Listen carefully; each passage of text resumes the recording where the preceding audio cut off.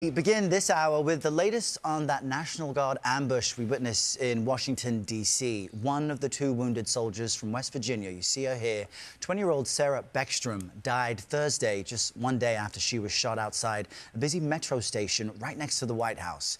The other National Guard member, 24-year-old Andrew Wolf, is still in critical condition right now. The suspected gunman, Rahimullah Lakinwal, is an Afghan citizen who came to the United States in 2021 after the U.S. withdrew its troops from Afghanistan. That's according to DHS officials. The attack led President Trump in a late-night post on Truth Social to threaten, quote, permanently pause migration from all third world countries and remove anyone who is not a net asset to the United States.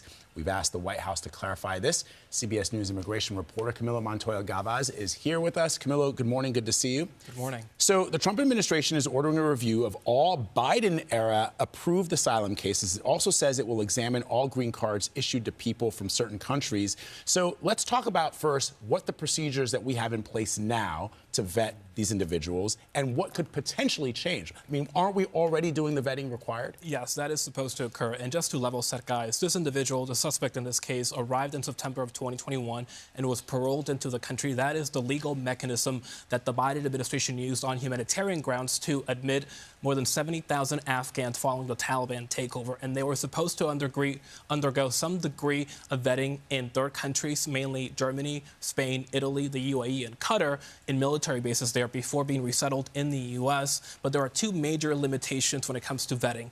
The first one is that many countries, including Afghanistan, do not share or do not have access to criminal databases, documents, and other information that the U.S. requires to properly screen and vet immigrants from those countries. So that will inherently limit some of the vetting process. Secondly, vetting is a snapshot in time, meaning that individuals can pass security checks and avoid any red flags, but subsequently can become radicalized or disturbed, as it appears happened in this case, and that will always be a possibility, guys.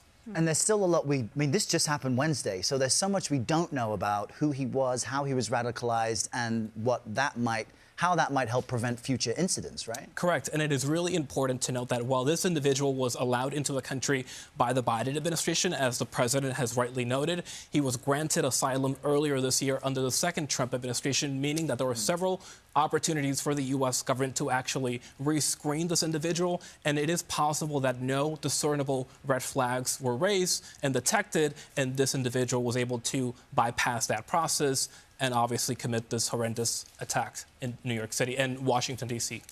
You mentioned the True Social post right at the beginning of this. The president says he's looking to reverse migration to fully cure the situation. I mean, there's a lot of talk here, but what can he actually implement? Well, the president does have wide-ranging and broad authority on immigration policy, especially when he invokes national security. The Supreme Court has given the administration broad deference when it comes to immigration policy, and the president's travel ban on 19 countries, including Afghanistan, has so far passed legal muster, and he could very well invoke the same legal justification dating back to the 1950s that was invoked for that travel ban to impose other travel restrictions on nationals from other countries. All right, Camilo, thank you. More to come on that.